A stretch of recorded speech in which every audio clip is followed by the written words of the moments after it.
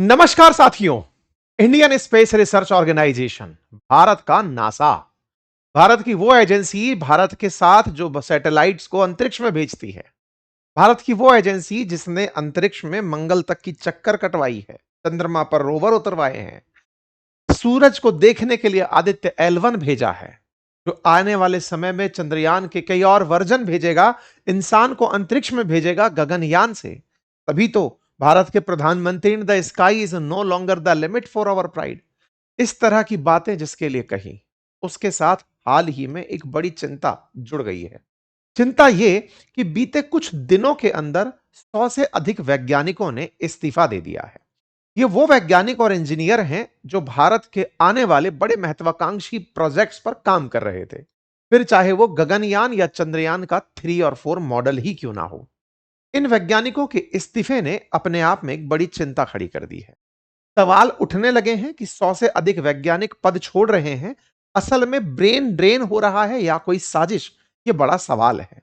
साजिश इसलिए क्योंकि इसरो के वैज्ञानिकों को पहले भी तमाम चुनौतियां रही हैं। होमी जहांगीर बाबा की आकस्मिक मौत इसका ऐतिहासिक गवाह है। साथ ही साथ नाम्बियार का जो मामला है, वो भी हम लोगों ने ऐतिहासिक रूप से खूब अच्छे से डिस्कस किया है। आज के सत्र में इस विषय की चर्चा इसलिए भी की जा रही है कि कहीं ये तो नहीं कि भारत के इसरो के पैरेलल जो प्राइवेट बाजार खड़ा हो रहा है, वो हमारे वैज्ञानिकों को जगह छोड़ने के लिए मजबूर कर रहा हो। इस प्राइवेट सेक्टर को भारत सरकार अपनी बड़ी जीत बता रहा था 2020 से, क्या अब बीएसएनएल की तरह इसरो के साथ भी बुरा हो जाएगा?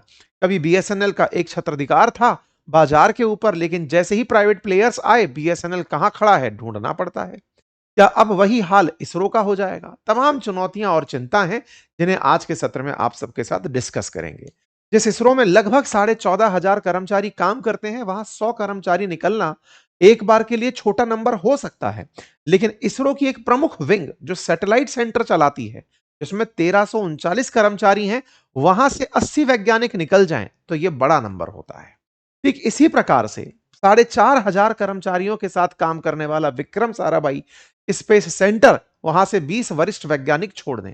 इनमें से हमारा जो बाहुबली यानी जीएसएलवी करके 3 मार्क 3 जो है, उसके डायरेक्टर विक्रम जोसेफ और चंद्रयान 3 के प्रोजेक्ट मैनेजर आदित्य रल्लापल्ली जैसे बड़े नाम अगर शामिल हो कि इन्होंने भी छोड़ दिया है, तो यह बड़ी चिंता का विषय बनता है।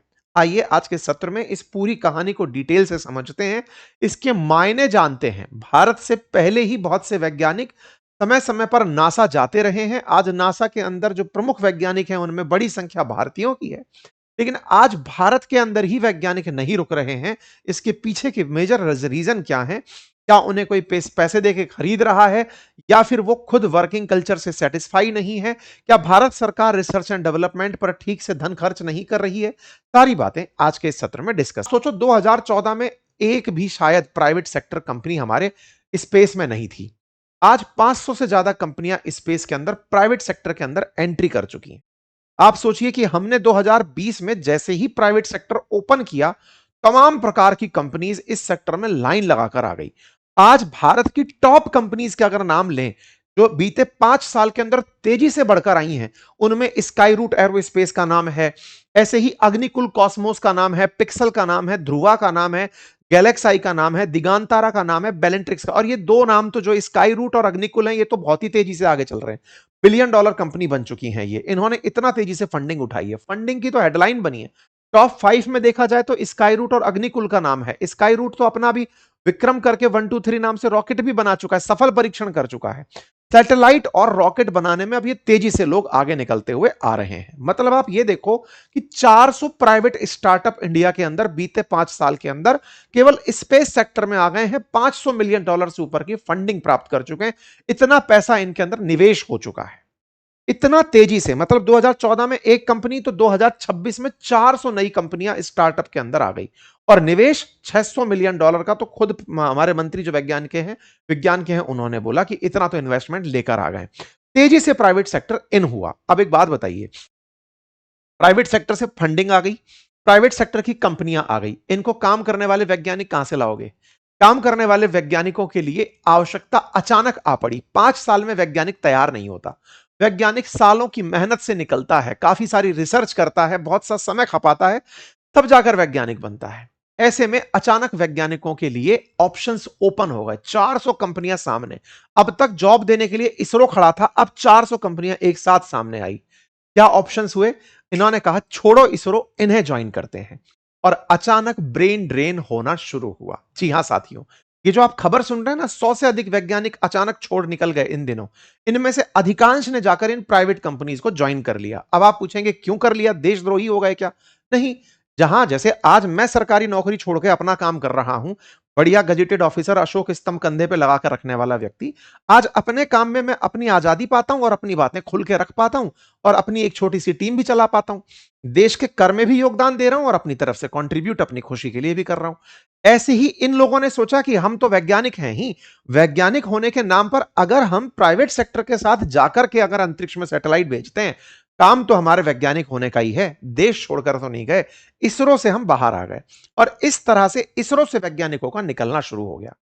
इतना तेजी से निकले कि इन वैज्ञानिकों ने, कईयों ने तो कई अहम प्रोजेक्ट छोड़ दिए, यानी कि चंद्रयान 3 तक का जो लीडरशिप था वो तक छोड़ दिया। अब ये तो चुनौतीपूर्ण है कि साहब आप बीच में काम छोड़कर चले गए, अचानक छोड़कर चले गए, आपके पास सारी जिम्मेदारी थी, आप ही प्रोजेक्ट मैनेजर थे, सारी की जानकारी आपके पास थी, आप निकल लिए। यहां से एक चिंता और बनी। चिंता यह बनी कि अगर दुश्मन देश किसी भारत की प्राइवेट कंपनी में फंडिंग करवा दे और उनसे कहे कि सारे के सारे वैज्ञानिकों को तोड़ के इधर ले आओ, मुंह मांगा पैसा दे दो, आपका तो पूरा अंतरिक्ष प्रोग्राम रखा रह जाएगा। आप विचार करिए, आज 400 कंपनी है और उनको फंडिंग के दम पर सारा काम हो रहा है। फंडिंग के नाम पर वो तमाम प्रकार के लोगों को तोड़ रही हैं। आज इसरो में एक आम वैज्ञानिक की तनख्वाह 2.5 लाख रुपए, एक बार बड़ी चर्चा बनी थी। देश के जो मतलब इसरो के चीफ साइंटिस्ट हैं उनकी तनख्वाह 2.5 लाख रुपए थी। और हमारे देश के अंदर हम जैसी जो छोटी कंपनियां काम कर रही हैं उनके पास ही लाख लाख रुपए के तो कई कर्मचारी होते हैं। इसका मतलब सोचिए कि अचानक 2.5 लाख रुपए सुर्खी बन गया था कि इतना बड़ा काम करने वाली संस्थान और तनख्वाह के नाम पर कुछ नहीं। वहीं पर किसी को अचानक 2.5 करोड़ रुपए ऑफर कर दिए जाएं कि साहब आओ आप इधर। होता है आज प्राइवेट सेक्टर में, आप कोचिंग सेक्टर उठाकर देखिए, 1 करोड़ से ऊपर तनख्वाह पाने वाले कोटा में ही कम से कम 100 से ऊपर टीचर होंगे। हमारे देश के अंदर करोड़ों रुपए कमाने वाले डॉक्टर्स मिल जाएंगे, इंजीनियर्स मिल जाएंगे, लॉयर्स मिल जाएंगे, लेकिन वही जब सरकार के साथ काम करते हैं तो उनकी तनख्वाहों में एक कैप लग जाता है। तो ऐसे में आपने बहुत से बार डॉक्टरों को सुना होगा कि सरकारी डॉक्टर थे, छोड़ दिया अस्पताल और बाहर जाकर के प्राइवेट प्रैक्टिस करते हैं, या प्राइवेट अस्पताल खोल लिया या प्राइवेट अस्पताल में चले गए। बिल्कुल वही इसरो के साथ हुआ और इसरो के केस में बड़ी संख्या में वैज्ञानिक निकल निकल कर इन्हें ज्वाइन करना शुरू कर दिए। एक तरफ भारत सरकार 1,000 करोड़ रुपए का स्टार्टअप फंड लाती है कि आओ हम स्टार्टअप्स को पैसा देंगे, वही स्टार्टअप्स वैज्ञानिकों के नाम पर उन्हीं इसरो के वैज्ञानिकों को ले आते हैं। तो फिर तो सर ये तो जीरो सम गेम हो गया। वहां पर भी तो काम ही कर रहे थे, यहां पर भी काम करेंगे, हमारा काम वहीं की वहीं रह गया, हम ग्रो कैसे किए? देखिए, अपॉर्चुनिटीज नहीं बनी तो अब हो सकता है आने वाले समय में तमाम प्रकार की आईआईटीज के अंदर, इंडियन इंस्टीट्यूट्स ऑफ साइंसेज के अंदर, एरोस्पेस के अंदर डिमांड बहुत तेजी से बढ़े, क्योंकि अब उन्हें जरूरत पड़ेगी इन लोगों की। और ऐसे में इसरो को भी अगर टैलेंट को रोकना है तो तनख्वाह बढ़ाना पड़ेगा। माहौल तो अब कॉम्पिटिटिव बनेगा, लेकिन सरकारी काम तो सरकार की तरह चलता है, सरकार का तो डंडा होता है। अब सरकार ने यहां पर अपना डंडा चला दिया है, हमें बिना बताए नहीं जाओगे। अब सरकारी सेवाओं में ऐसी चीजें तो लिखी जाती नहीं है, तो नोटिस पीरियड का सिस्टम डाल दिया गया कि 3 महीने पहले बताना पड़ेगा, छोड़ने से पहले अपने सीनियर को प्रोजेक्ट हैंडओवर करना पड़ेगा या साथ वाले को समझाना पड़ेगा, तब जाओगे। एक बड़ी उछल कूद का सा माहौल इसरो के अंदर इस समय बन गया है। लेकिन चुनौती पैरेलली चली आ रही है, वो ये कि क्या इस खेल में कोई और तो आकर इन्वॉल्व नहीं हो गया है? क्योंकि अल्टीमेटली हमारे देश के अंदर प्राइवेट सेक्टर अच्छा करे ये सब चाहते हैं, लेकिन वैज्ञानिक छोड़कर उधर चले जाएं और किसी का इल इंटेंशन इसके पीछे जुड़ जाए तो ये अपने आप में एक और बड़ी चुनौती बन सकती है। फिलहाल इसे ब्रेन ड्रेन से ही जोड़कर देखा जा रहा है। आप ऐसे समझकर देखिए कि आज भारत से विदेश में शिक्षा प्राप्त करने के लिए अगर भारत में कोई एक विदेशी शिक्षा लेने आता है तो भारत से 25 भारतीय विदेश में शिक्षा लेने जाते हैं। यानी बड़ी संख्या में भारतीयों का पलायन ऑलरेडी एक बड़ा मुद्दा रहा है। भारत के डॉक्टर, नर्सेज तमाम विकसित राष्ट्रों के अंदर जाकर के जॉब कर रहे हैं। रीजन सिंपल है, क्योंकि हमारे यहां पर रिसर्च को एडमायरेशन नहीं है, तारीफें नहीं है, तनख्वाहें नहीं है। सीधी सी बात यह है, भारत के अंदर जितने भी रिसर्चर्स हैं उन्हें रिसर्च के नाम पर रोजगार की तलाश रहती है। हमारे सोमनाथ जी को ही देख लीजिए, जिनको आपने इसरो के तमाम प्रोजेक्ट्स के साथ जुड़ा देखा हो। हाल ही में इन्होंने भी जाकर के अग्निकुल ज्वाइन कर लिया है, प्राइवेट सेक्टर की कंपनी को ज्वाइन कर लिया है। आप रिटायर हो चुके थे, लेकिन आफ्टर रिटायरमेंट आपने अगर अपने आप की टैलेंट के लिए कोई बेहतर जगह पाई तो वो एक प्राइवेट कंपनी को पाई। ये बड़ी हेडलाइन बनकर के निकल आई। कुल मिलाकर जब आप गए हैं तो आप भी बताए होंगे वहां पर कि सुनो ये 5 वैज्ञानिक हैं, इन्हें ले लो, इनसे आपका काम चलने लगेगा। ऐसे ही होता है टैलेंट की पोचिंग, और वो यहां पर होना शुरू हो गया है। ऐसी स्थिति में आने वाला समय कैसा होगा, ये बड़ा चुनौतीपूर्ण है, क्योंकि हमारे देश के अंदर एक बड़ी चुनौती ब्रेन ड्रेन बनी हुई है, क्योंकि सरकार ना तो रिसर्च एंड डेवलपमेंट पर कोई बड़ा प्रोजेक्ट खर्च बड़ा पैसा खर्च करती है, और ना ही रिसर्चर्स को इस बात की संतुष्टि देती है कि आप काम करते रहो, एक दिन आपको कुछ ना कुछ बढ़िया मिल जाएगा।